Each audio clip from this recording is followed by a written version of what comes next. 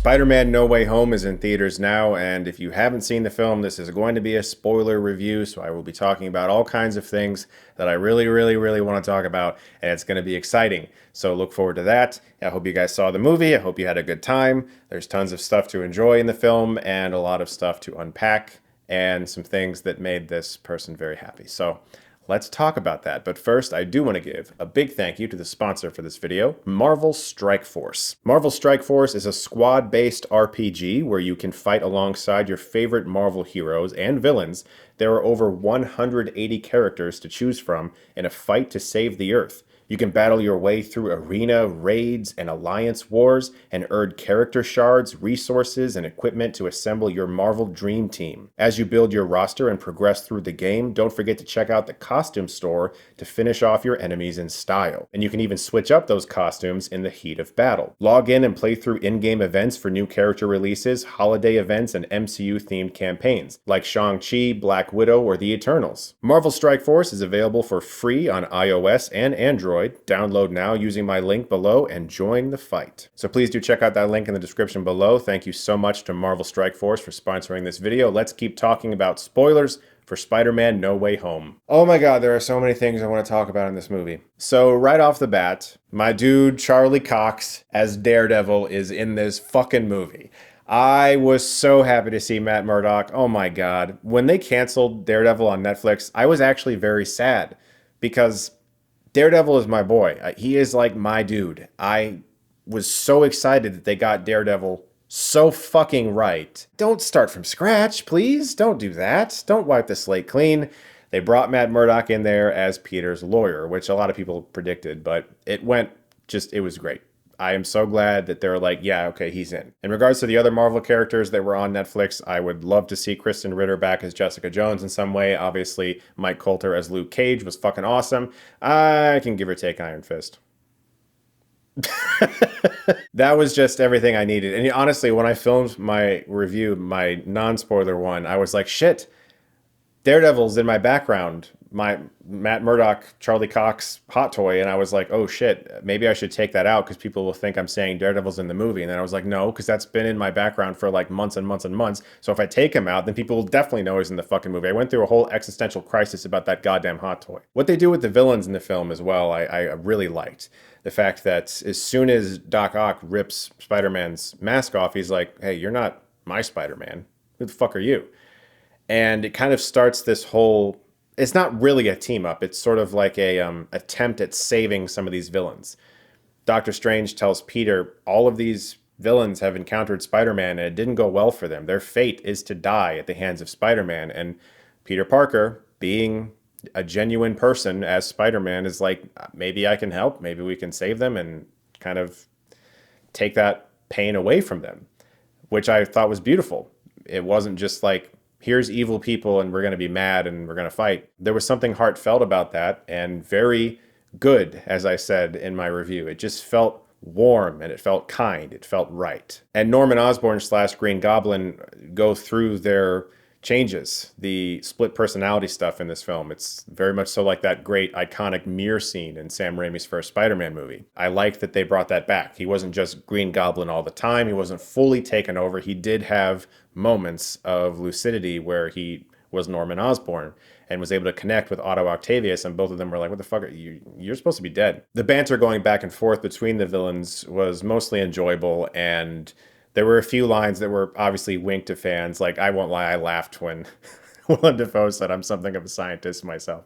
I get that that's some stupid fan. I don't care. I laughed. I enjoyed it. I was happy to see Thomas Hayden Church as Sandman once again, as well as Marisa as Lizard. Big thing that happens in the film is that when he's in the middle of his dark stage, Green Goblin kills Aunt May. And Peter has to deal with some real serious consequences. And just like classic Spider-Man, he feels responsible because he messes with this spell that Doctor Strange was casting, and all of this stuff happens. So we finally got to see Peter deal with some serious Spider-Man shit, and that was very gratifying. Obviously, there's some stuff that people have been talking about and hoping to see in this movie for a very long time, myself included, and that is, of course, the appearance of other Spider-Men. Now, I've said this many times in the past, but Tobey Maguire as Spider-Man and those first two movies in particular mean the world to me.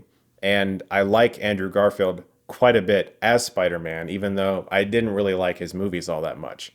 And I always felt very bad for him that he was so passionate about this character and wanted to do those movies and really wanted to make a impact.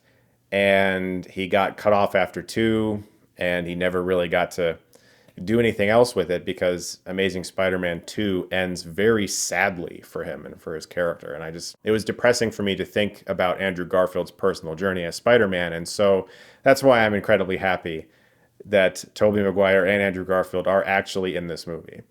I can't even really express it. Like, I didn't know what I was looking at. When Andrew Garfield as Spider-Man was helping Tobey Maguire as Spider-Man deal with his back problems, it's like, how is this real life?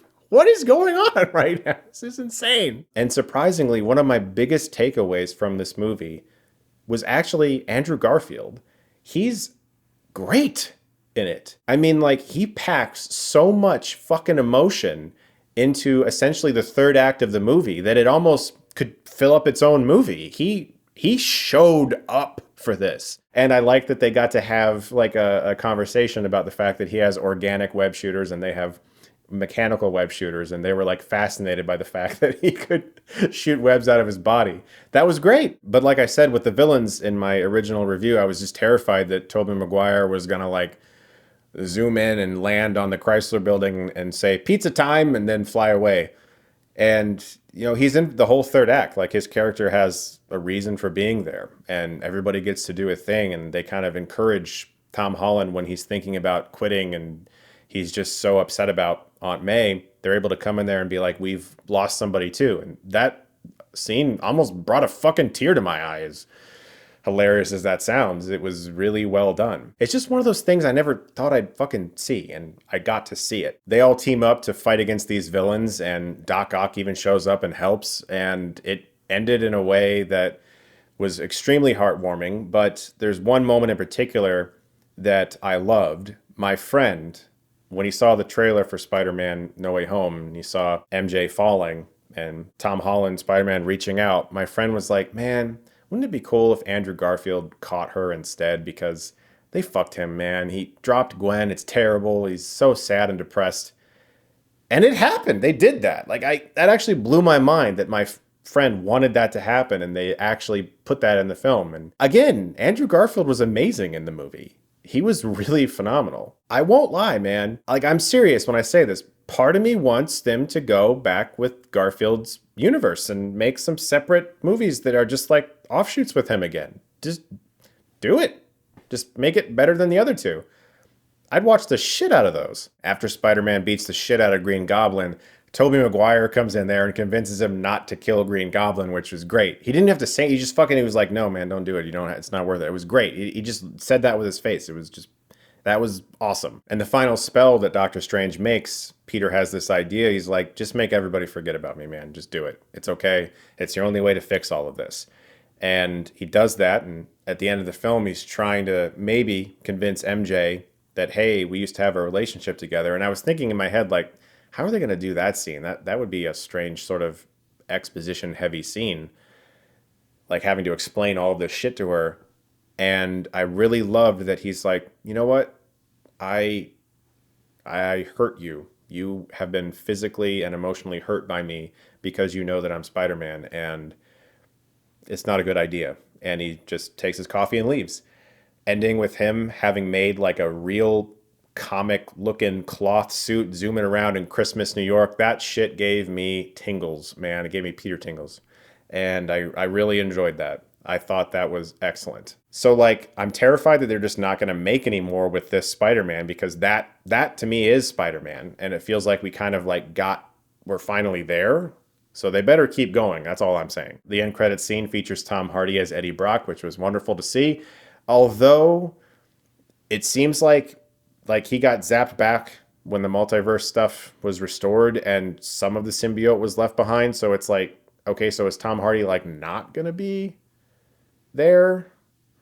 Or like, will he be included or not? Or is this little goop going to do something to that poor waiter? And the after credits scene was actually a trailer for Doctor Strange 2, which looks awesome. Sam Raimi's making a movie in the Marvel Universe again. I'm so excited about that. Look, this movie gave me a lot of things to love. As I said in my original review, I had some issues with the editing. The directing felt sort of listless sometimes. They cut away from things. They didn't give things grand reveals like they should have. Sometimes, as I said, people felt like they were in little boxes all around LA that were being shot separately, and they were maybe reading with somebody holding cue cards. I don't know. It sort of felt like that sometimes. But for the most part, a lot of this movie really worked for me, and it's easily my favorite of the Home trilogy. So I hope you guys enjoyed it. And I got to see Tobey Maguire, Andrew Garfield, and Tom Holland in a movie together. I don't even... What? That is insane to me that happened. I'm just happy that I live in a world where I got to see that. Guys, thank you so much as always for watching. Look forward to more reviews very soon. And if you like this, you can click right here and get Stuckmanized.